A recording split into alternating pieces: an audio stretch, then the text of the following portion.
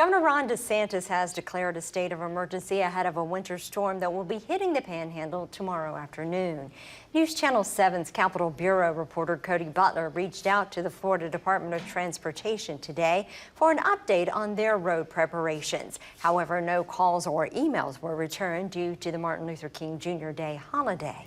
Over the weekend, though, the agency shared on social media that trucks are being prepped with sand and salt, and road rangers are now patrolling highways around the clock through at least Wednesday. State leaders from FDOT and the Florida Highway Patrol will monitor conditions to determine if I-10 needs to be closed. Meanwhile, the Florida Division of Emergency Management says it's in frequent contact with local governments in the storm's path, ensuring they have the resources they need.